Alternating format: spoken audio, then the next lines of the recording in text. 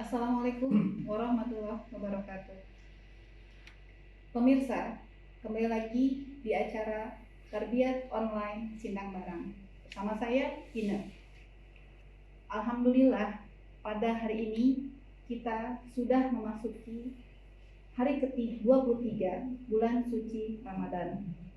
Dan untuk pertama kalinya kita mendatangkan narasumber dari Lajnah Imailah Sindang Barang, yaitu Ibu Linda Khalida.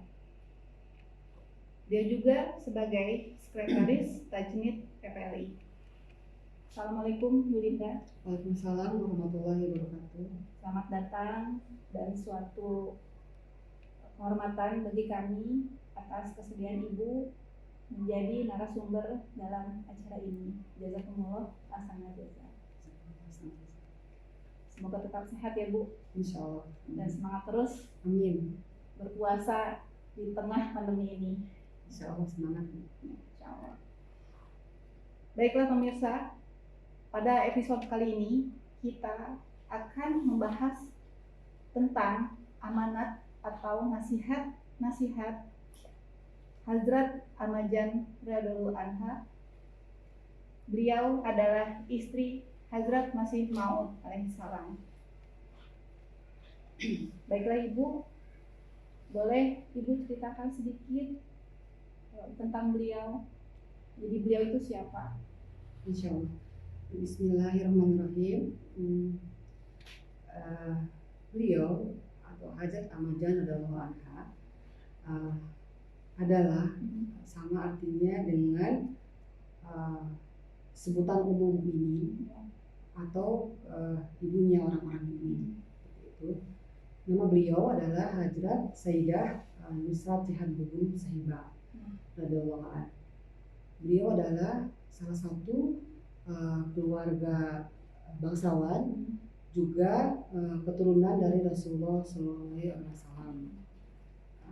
Beliau selain dibesarkan dari keluarga bangsawan, juga adalah istri dari Imam Zaman, yaitu Hazrat Masih Maud alaihissalam. Nah, beliau juga disebut Mai Hadijah. Dalam satu wahyu yang diterima oleh Hazrat Masih Maud alaihissalam berkenaan dengan pernikahan beliau. Ini ada tercatat di dalam buku Bahaya Nama Dia bab 4 halaman 558. Itu bisa nanti dikaji, nanti dibaca lebih luas lagi. Baiklah pemirsa, insya Allah saya akan menceritakan cara ibadah, cintaan, atau ketaatan beliau kepada Allah Ta'ala. Hal yang sangat luar biasa dalam kehidupan Hajat Amajan radhiyallahu anha adalah semangat yang kuat untuk beribadah dan salat yang tidak pernah putus. Nah, ketika Hajat Basir Ahmad radhiyallahu anha, itu putra beliau, menceritakan tentang bagaimana salat ibundanya, beliau mengatakan bahwa tidak mungkin untuk menggambarkannya dalam hanya beberapa kata-kata. Gitu. Ibunda beliau selalu sholat tepat waktu dalam sholat 5 waktu, kemudian beliau juga selalu sholat tahajud dan duha. Semangat salat beliau yang sangat luar biasa itu menjadi motivasi bagi orang-orang di sekitar beliau untuk sholat dengan khusyuk. Nah, Hajat Masih Maud alaihissalam ini sangat memperhatikan sholat berjamaah di masjid tentunya ya. Tetapi ada kalanya ketika beliau merasa kurang sehat, beliau sholat di rumah seperti itu.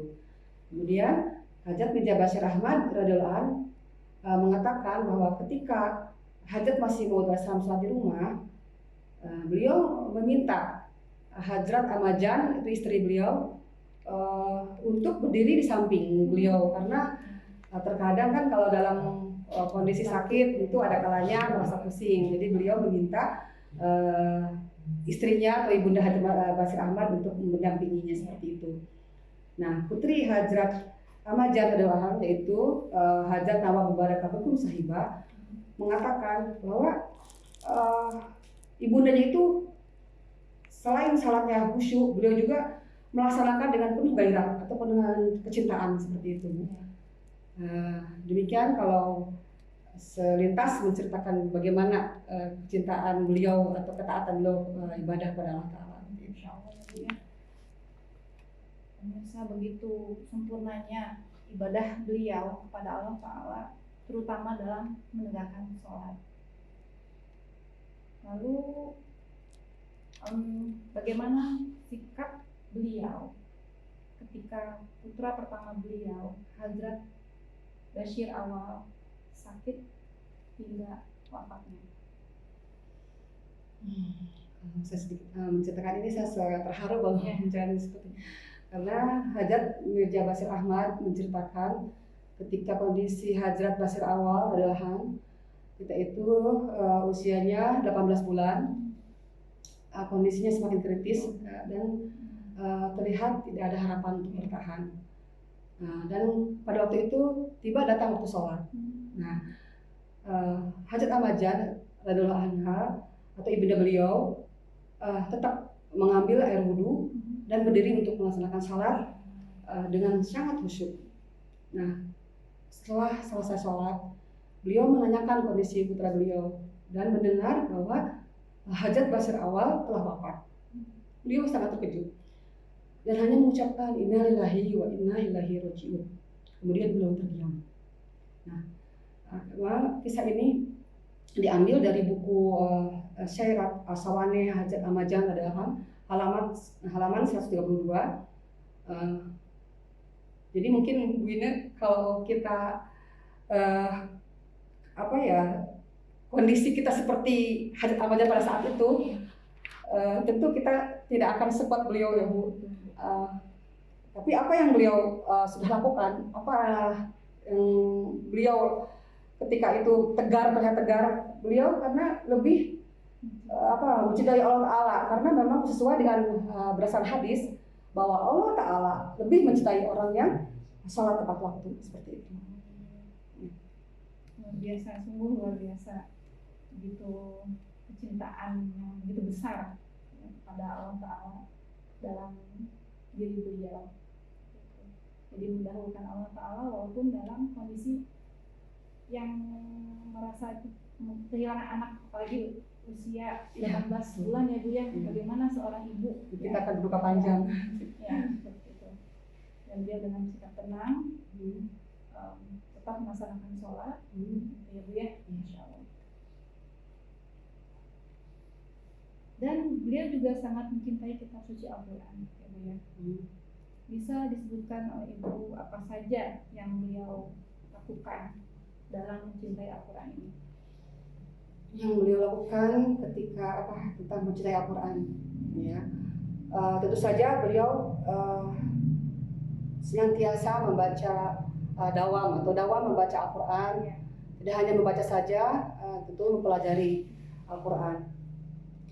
Jika penglihatan beliau sedang kelelahan untuk membaca, beliau minta seseorang untuk membacakannya. Nah, seperti itu, dan beliau mendengarkan. Pada suatu hari, ini ada kisah tentang kecintaan beliau pada Al-Quran. Ada seorang Hajat Ahmadjan meminta seorang untuk membacakan surah Yasin. Nah, kemudian wanita itu bertanya karena merasa ragu, karena biasanya kalau Yasin itu lazimnya di masyarakat luas pada zaman ini dibacakannya ketika menjelang sakaratul maut, seperti itu. Nah, beliau bertanya, dan Hajat Ahmadjan memberitahu bahwa membaca surah Yasin tidak harus pada saat tertentu saja, tetapi surah ini menjadi penawar untuk meringankan rasa sakit dan ketika merasa gelisah dan kesulitan kapan saja. Ini adalah obat penawar bagi beliau, seperti itu. Kemudian putrinya ya, sekarang putri beliau itu Hajat Nawab Mubarakah Begum Sahibah radhiyallahu anha menambahkan juga bahwa suatu hari ibundanya terlihat sakit dan kondisinya itu semakin parah. Sejak saat itu Hajat Masih Maud salam menyuruh Hajat Nawab Mubarakah Begum Sahibah radhiyallahu anha membacakan surah Yasin sebanyak 2 atau 3 kali sehari untuk ibundanya. Beliau mengatakan bahwa Hajat Ahmad Janah radhiyallahu anha berpesan agar orang-orang kita ya terutama mempelajari Al-Quran sampai ia meninggal bukan karena alasan yang lain. Itu dikisahkan dari buku Syirat Sawaneh Hajat Ahmad Janah halaman 138. Nah, yang paling berkesan ini dari kecintaan beliau kepada Al-Quran, beliau juga ini sering memberikan hadiah Al-Quran kepada pengantin wanita pada saat menikah. Ini luar biasa sekali karena Al-Quran itu jarang sekali orang untuk paling hadiah semacam perhiasan dan lainnya. Tapi beliau saking mencintai Al-Quran dan ingin agar perempuan-perempuan abadi cinta Al-Quran, maka beliau menghadiahkannya Al-Quran pada pengantin perempuan seperti itu. Hajat Ahmad Janah sangat-sangat mencintai Al-Quran. Kapanpun beliau merasa gelisah ataupun sakit, beliau akan menemukan jawabannya di dalam Al-Quran. Beliau juga berpesan, di antaranya dalam hal mencintai Al-Quran, agar orang-orang mempelajari Al-Quran hingga mereka wafat. Beliau juga selalu menyuruh keluarga besar beliau untuk membaca Al-Quran dan hadis setiap malam. Kemudian juga menceritakan bahwa sejak beliau sakit hingga akhir hayat, beliau selalu meminta seseorang dari keluarga beliau untuk membaca Al-Quran. Jadi begitu juga beliau mengharapkan orang-orang juga agar mencintai Al-Quran sama halnya dengan beliau mencintai Al-Quran seperti itu. Insya Allah semoga kita bisa melaksanakan sama seperti beliau ya. Insya Allah. Terutama mengajarkan kepada anak-anak bagaimana mencintai Al-Quran seperti beliau. Baiklah Ibu, selanjutnya apa pesan beliau untuk anak-anak perempuan sejak usia dini hingga mereka memasuki usia dewasa sebelum menikah? Nasihat beliau untuk anak-anak ya sebelum menikah hingga menjadi seorang istri seperti itu. Iya. Nah, ini dari sudah menjadi kebiasaan beliau adalah untuk memberikan nasihat kepada putri-putri beliau dan anak-anak perempuan di dalam keluarga besar beliau sebelum mereka menikah. Jadi ada sudah semacam udah kebiasaan sudah dari Jadi beliau berpesan tentang akhlak dalam berumah tangga. Nah, nasihat-nasihat tersebut secara sempurna sesuai dengan Al-Quran dan hadis yang merupakan syarat yang terbaik untuk kesuksesan sebuah pernikahan adalah nasihat beliau untuk anak-anak perempuan sejak usia dini itu harus diajarkan atau dibiasakan berdoa kepada Allah Ta'ala untuk memperoleh pasangan yang soleh yang tentunya diberkati gitu. Kemudian ketika kelak menjadi seorang istri, beliau nasihatnya bahwa seorang istri harus menjadi pelayan atau menghormati suaminya, dengan sendirinya suami pun pastinya akan menjadi pelayan bagi dirinya. Jadi maksudnya begini, seorang istri menunjukkan kesetiaannya terlebih dahulu kepada Tuhan dan juga suaminya, maka suaminya itu akan mencintai dan menghargai istrinya. Gitu.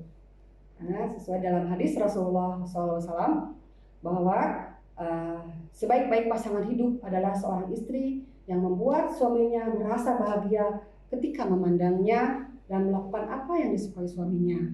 Itu. Nah, seandainya setiap ibu Ahmadi nanti ini menanamkan nasihat ini kepada putri-putrinya, maka setiap rumah akan seperti surga. Insya Allah. Itu berharga ya Bu, amanat beliau untuk para anak-anak Ahmadi perempuan khususnya mendapatkan bekal bagaimana kehidupan rumah tangga nanti yang pastinya sesuai dengan akhlak Islami, akhlak beliau dan sesuai dengan Al-Quran dan hadis beliau. Lalu Ibu, apa pesan beliau untuk para istri? Kalau tadi kan untuk anak-anak ya sebelum menikah hingga sehingga mereka menikah Betul. gitu ya gitu. Nah sekarang ini adalah pesan beliau untuk para istri yang sudah menjalani ya Bu ya, yang tengah menjalani rumah tangga ya, terutama ketika mereka menghadapi masalah rumah tangga dengan suaminya. Bagaimana Bu pesan beliau? Ya. Pesan beliau untuk keadaan seperti itu, nasihat beliau sangat banyak sekali Bu, ya, sangat rinci. Tapi ini karena sudah merupakan tanggung jawab seorang istri untuk menyenangkan suaminya dalam segala hal. Jadi diawali harus menyenangkannya dulu kan, sebelum supaya terhindar dari masalah tadi. Tentu awal-awalnya harus menyenangkan suami seperti itu. Misalnya suami pulang ke rumah, nah istri harus berdandan rapi. Kemudian juga apabila suaminya pergi meninggalkan rumah, istri harus berpakaian yang tampak menawan. Jadi sehingga setiap kali ia berpikir tentang istrinya, ia harus memiliki kesan yang menyenangkan saat membayangkan istrinya. Jadi jangan membayangkan malah wanita yang tidak wangi atau rambut acak-acakan seperti itu. Nah, ketika suami sedang marah nih, istri tidak boleh menimpali. Jadi setelah tenang, nah barulah nanti dengan lemah lembut memberitahukan kesalahannya. Kemudian juga apabila ada masalah, jangan bertengkar atau jangan memulai keributan ketika suami baru pulang ke rumah, seperti itu. Jadi buat yang merasa nyaman dulu, baru bicarakan masalahnya.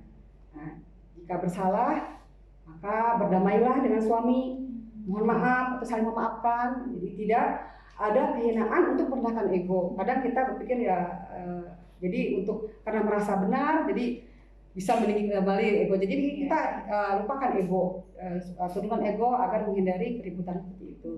Jadi jangan pernah mengancam, apalagi mengancam untuk pergi dari rumah. Misalnya ini insya Allah di dalam pernikahan para Ahmadi, insya Allah tidak ada seperti itu Ibu. Jadi mengancam suami pergi dari rumah. Nah, bisa dibayangkan tidak? Apabila si istri mengancam pergi dari rumah, kemudian si suami menimpali. Nah, baik misalnya, pergilah kamu dari rumah ini. Nah, bagaimana yang akan terjadi? Itu akan bertambah, keributan atau masalah akan bertambah, bukan malah menyelesaikan masalah itu. Kemudian, ini yang lebih penting lagi, masalah pribadi antara istri dan suami tidak boleh dibahas dengan siapapun. Beberapa orang, baik pria maupun wanita, memiliki kecenderungan untuk berbicara dengan teman-teman mereka mengenai permasalahan tersebut atau membahas tentang hal-hal tertentu. Dan hal ini sangat tidak pantas dan tentunya dapat merusak. Di Hajat Ahmad adalah memberikan arahan bahwa seseorang di antara kalian jangan pernah membicarakan masalah keluarga suami kalian kepada keluarga kalian ataupun keluarga suami kalian. Sebaliknya seperti itu. Nah, jadi misalnya ada masalah dari si suami, ceritakan kepada keluarga. Kemudian begitu sebaliknya. Nah ini mungkin suami istri itu sudah melupakan perkara, saling memaafkan. Nah tapi bisa saja perkara tersebut menimbulkan rasa sakit hati bagi keluarganya atau yang lainnya, seperti membekas. Padahal suami itu sudah rukun, jadi sebaiknya tidak membicarakan. Jadi selesaikanlah permasalahan itu.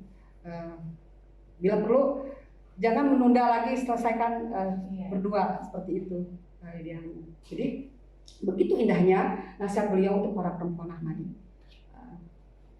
Itu ini Masya Allah ya, ini Hajat Ahmad Doahan. Begitu sayangnya beliau kepada perempuan Ahmadi, dan ini sangat mengena di hati kita ya Bu. Terutama saya yang masih banyak kelemahan. Semoga Allah Ta'ala mengaruniakan kemampuan untuk dapat mengamalkan semua nasihat-nasihat beliau adalah amin. Jadi pemirsa, Hajat Ahmad adalah atau Ummul Mukminin adalah wanita yang paling solehah. Tentu saja beliau juga sangat mengerti ilmu keagamaan dari suami beliau, yaitu Hajat Masih Maud alaihissalam.